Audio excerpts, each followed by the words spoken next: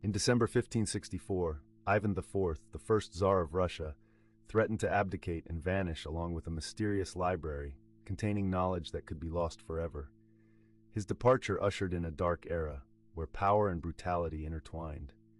Ivan IV, praised for his reforms yet also remembered for his cruelty, marked his reign with tough decisions.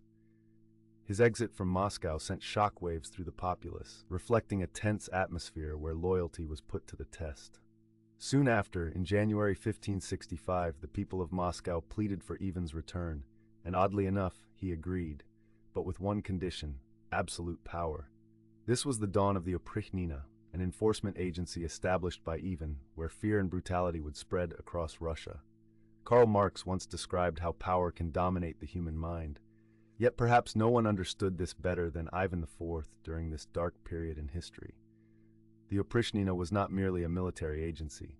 It became a symbol of control, a safeguard for Ivan's regime against any uprisings from the boyars, the powerful nobility of Russia. Every move Ivan made seemed to signal the beginning of a bloody purge he would unleash. That summer, purges began as Ivan IV relentlessly tested the loyalty of those around him. July 1565 marked the start of his purges against the boyars and those suspected of treachery. Hundreds faced trials, some were imprisoned, while many had to flee Moscow to save their lives. The atmosphere was so stifling that the populace lived in extreme fear, where a misplaced word could lead to death.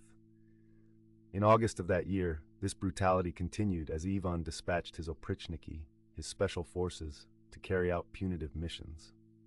They systematically erased any trace of dissent, eliminating not just enemies but anyone who could pose a future threat.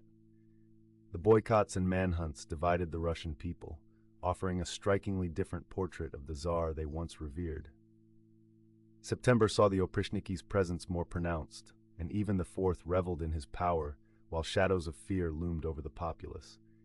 Each subsequent month, the purges intensified, plunging Russian society into chaos, where trust became a mere fragment of a larger picture of domination. More than a year later, in the final months of 1565, scenes of violence and upheaval persisted, indicating that a dark phase was far from over. A notable aspect of this tale is the mysterious library of Ivan IV. The documents, rare books he might have safeguarded, represented not just a treasure trove of knowledge, but also a political asset. The Tsar might have understood that knowledge is the most potent weapon in a leader's hands. Yet, lamentably, no one saw it after Ivan departed from Moscow, and the question of the library's existence remains forever unanswered.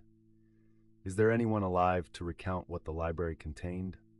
Some theories even suggest it could have housed ancient and classical works, from epic tales to religious texts. But the truth is, to this day, we cannot pinpoint the exact location of this place or even confirm its existence. Many believe it could lie within the Kremlin, whose sturdy walls have witnessed countless debates and tests of loyalty. The story of Ivan IV, the formation of the Oprichnina, alongside the library that was never found, is not only a part of Russian history, but also a reminder of power, ambition, and loss. Numerous debates have sought to uncover clues about the mysterious library, yet everything remains shrouded in darkness. No matter how much time passes, curiosity about the creative product of a great mind like Ivan IV will never be forgotten. The existence of the library represents not just a portion of cultural heritage, but also a symbol of the incomprehensible in human history. Historians continue to quietly search for leads, any documents that might validate its existence, while generations live in fear of the power of a Tsar who has become legendary. All this leaves a significant question.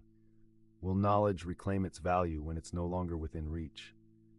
Moscow, the Kremlin, and Ivan IV will forever hold a part of a vivid history, and it is precisely the unknown aspects of his mysterious library that make this story more captivating than ever.